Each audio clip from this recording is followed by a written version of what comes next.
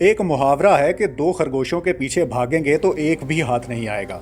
आप साइकिल या बाइक पर भी इनके पीछे जाएं तो दोनों अपना रास्ता बदल लेंगे और आप सोचते रह जाएंगे।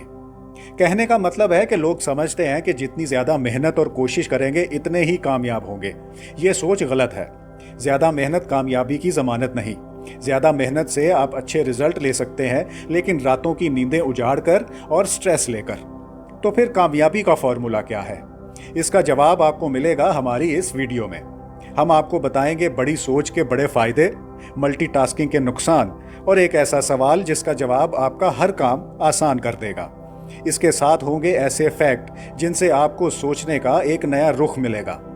तो फिर देखते रहें माइंडेटरी पर इस वीडियो की पहली किस्त।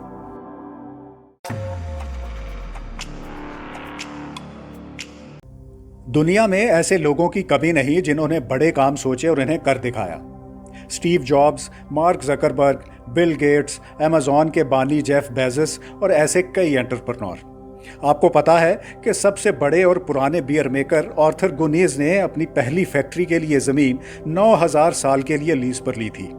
हैरी पॉटर की राइटर J.K. रोलिंग ने पहले ही सोच लिया था कि उनके नॉवल की 7 जिल्दें होंगी। इन सब ने क्या किया?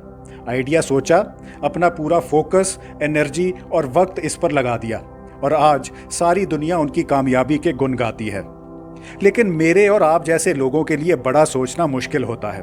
कोई आइडिया हमारे जहन में आ भी जाए तो उसके साथ ही 100 शक भी आ जाते हैं कि पता नहीं मैं ये कर सकता हूँ या नहीं। खुद पर यकीन ना होने की वजह है नेगेटिव सोच।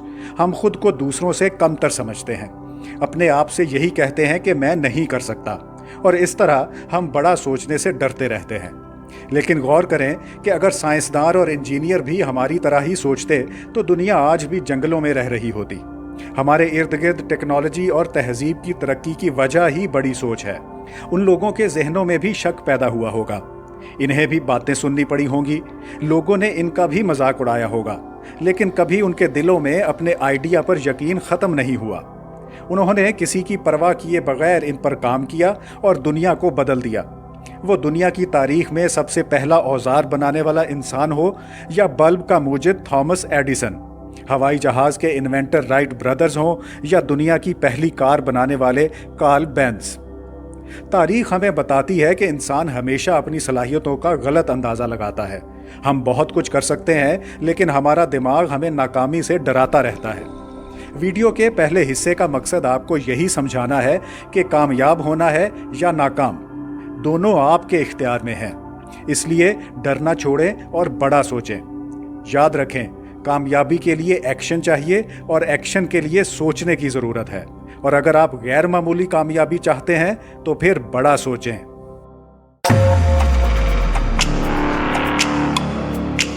बहुत से लोगों को हर तीसरे चौथे महीने अपनी ज़िंदगी ऑर्गेनाइज करने का जोश उठता है। फैसला होता है कि टाल मटोल छोड़कर हर काम वक्त पर किया जाएगा। इसके लिए एक टू डू लिस्ट बनती है जिसमें वो बगैर किसी तरतीब के काम ऐड करने लगते हैं। इन्हें ये पता नहीं होता कि कौन सा काम कितना अहम है और किस काम का इनके करियर और कामयाबी पर कितना असर होगा। ऐसी टू डू लिस्ट का ऑब्जेक्टिव सोच के साथ जायजा ले तो इसमें सिर्फ 2-3 काम ही करियर और कामयाबी के लिए अहम होते हैं, इनसे ज़्यादा नहीं। सब कामों के हिसाब से इनकी रेशो 20% के करीब होती है। अक्लमंदी यही है कि इन्हीं कामों को तरजीह दी जाए। बाकी 80% काम प्रायोरिटी में दूसरे नंबर पर आते हैं। इस फलसफे की बुनियाद है जनरल मोटर्स के quality control manager Joseph M Juran की रिसर्च।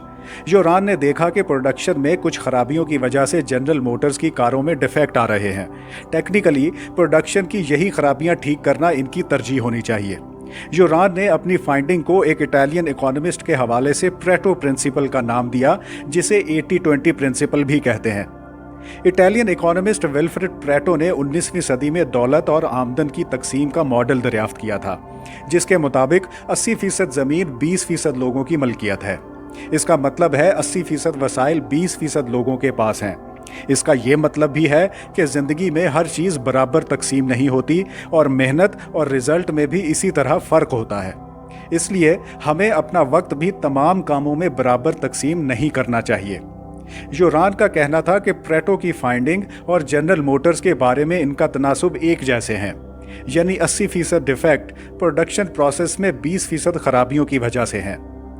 अपनी टू डू लिस्ट पर यह असूल आप इस तरह अप्लाई कर सकते हैं कि आपकी लिस्ट में मौजूद हर काम एक जितना अहम नहीं। आपकी तरजीहात जो भी हों, करियर, फैमिली, बिजनेस या कुछ भी, इनके हिसाब से 2-4 काम ही सबसे ज़रूरी हैं जिनकी रेशो 20% के आगे पीछे होगी। आपको सिर्फ उन 20% कामों पर फोकस करना है, आपको 80% रिजल्ट मिल जाएगा। आप यूं भी कह सकते हैं कि 20% काम आपकी रूटीन को 80% तक मुतासिर करते हैं। अपनी तरजीहात के मुताबिक इन्हीं 20% कामों पर फोकस करें ताकि आप अपने टाइम से ज़्यादा फ़ायदा उठाएं।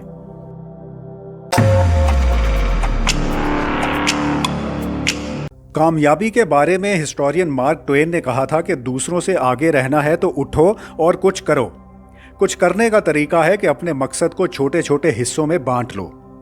मार्क ट्वेन की नसीहत ऐसे ही है जैसे हम सीढ़ियां चढ़ते हैं, एक वक्त में एक स्टेप, हत्ता कि जहां हमने पहुंचना है वहां पहुंच जाते हैं। मार्क ट्वेन ने बहुत सही मशवरा दिया, लेकिन कुछ करने से पहले आपको अपना टारगेट तय करना है कि आप क्या करना चाहते हैं, कहां पहुंचना चाहते हैं। इसका जवाब आपको मिलेगा फोकसिंग क्वेश्चन से। फोकसिंग क्वेश्चन की टेक्निक किसी भी मसले में इस्तेमाल की जा सकती है। जब आपको कुछ सुझाई ना दे तो अपने जहन से ये सवाल करें, सलूशन आपके सामने होगा। करियर के हवाले से देखें तो आपको खुद से पूछना है कि एक ऐसा कौन सा काम है जिसे करने से मेरे सब काम आसान हो जाएंगे। इस सवाल के जवाब में पता चलेगा कि आप क्या करना चाहते हैं, जिंदगी में क्या हासिल करना चाहते हैं। अगला स्टेप है इस मकसद तक कैसे पहुंचा जाए। इसका जवाब भी आपको ऐसे ही मिलेगा। फोकसिंग क्वेश्चन आप 2 लेवल्स पर कर सकते हैं और दोनों का मकसद फर्क है।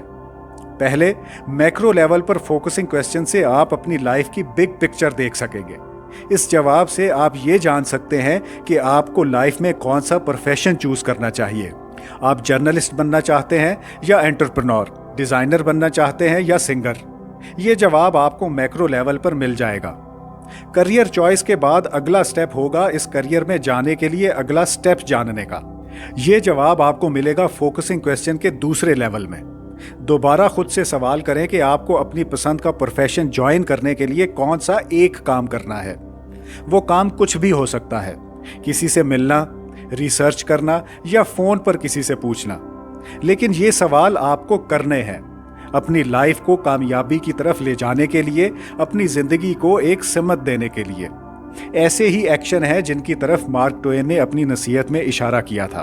खुद से बार बार फोकसिंग क्वेश्चन करने से आप ना सिर्फ अपने मकसद पर फोकस रहेंगे, बल्कि आपको यह भी पता चलता रहेगा कि आगे आपको क्या करना है, जिससे आपकी मंजिल करीब से करीब तर होती जाएगी।